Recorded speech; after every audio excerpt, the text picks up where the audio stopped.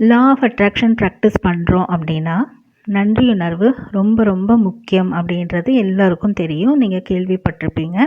அது ஏன் முக்கியம், அது எப்படியெல்லாம் நம்ம வாழ்க்கையில் வந்து மாறுதலை ஏற்படுத்துது, லா ஆஃப் அட்ராக்ஷனில் நம்ம சீக்கிரத்தில் நம்ம நினச்சதை அடைய வைக்கக்கூடிய தன்மை அதுக்கு எப்படி இருக்குது அப்படின்றத பார்க்கலாம்.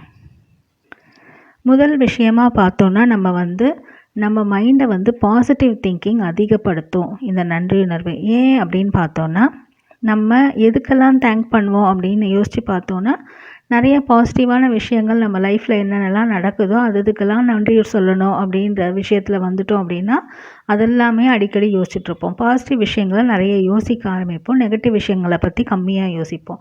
இதுலேயே நம்ம வந்து பாசிட்டிவ் திங்கிங் அதிகமாகுது, நெகட்டிவ் திங்கிங் கம்மியாகுது.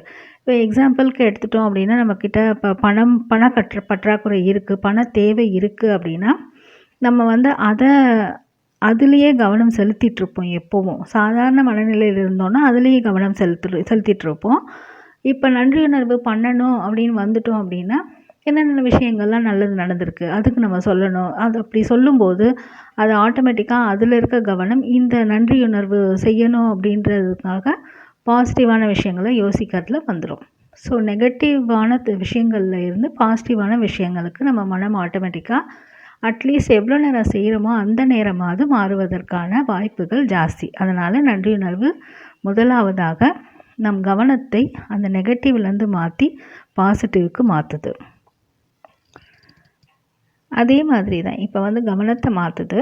இதே தான் திரும்பியும் நெகட்டிவான விஷயங்கள் நடந்துகிட்ருக்கும்போது அந்த நேரத்தில் நம்ம வந்து நன்றியுணர்வு எழுதணும் அப்படின்றது ஏதாவது ஒரு கொள்கையாக வச்சுருந்தோம் அப்படின்னா, நன்றியுணர்வு செஞ்சே ஆகணும் அப்படின்னு ஒரு கொள்கை இருந்தது அப்படின்னா அந்த நெகட்டிவான நேரங்கள்லேயும் என்னென்னலாம் பாசிட்டிவான விஷயங்கள் நடந்திருக்கு நமக்கு லைஃப்பில் அப்படின்னு யோசிக்க ஆரம்பிப்போம். ஆட்டோமேட்டிக்காக நெகட்டிவ் திங்கிங்லேருந்து பாசிட்டிவ் திங்கிங், ஈவன் ரொம்ப கஷ்டமான ஏதோ ஒரு நெகட்டிவான விஷயம் நடந்திருக்கு அப்படின்னா கூட அந்த நேரத்துலையும் பாசிட்டிவான விஷயங்களை நம்ம மனசு தேட ஆரம்பிக்கும்.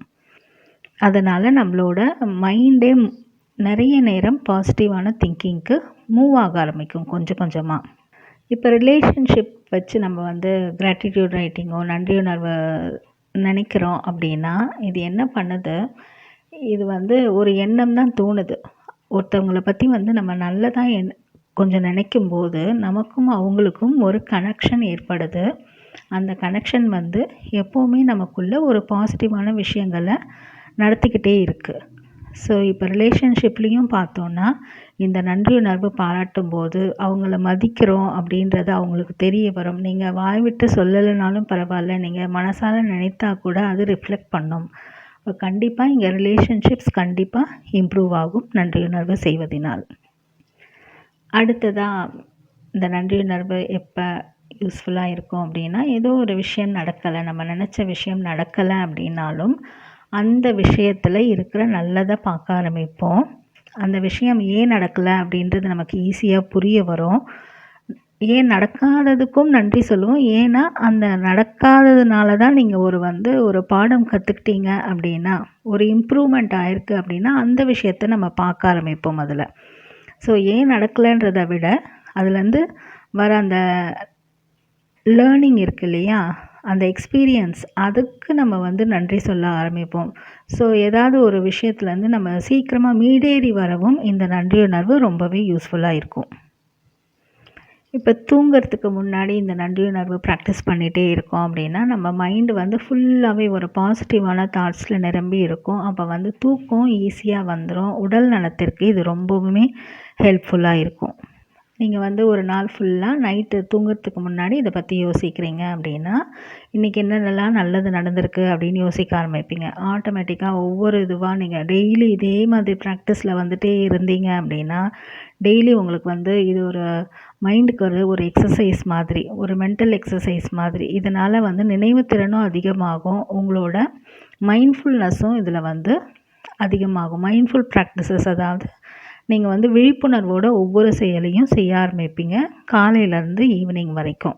Like attracts like. Law of attraction படி லைக் அட்ராக்ட்ஸ் லைக். நன்றி எவ்வளவு தெரிவிக்கிறோமோ அந்த அளவுக்கு நீங்கள் நன்றி சொல்வதற்கான வாய்ப்புகள் நிறைய வரும்.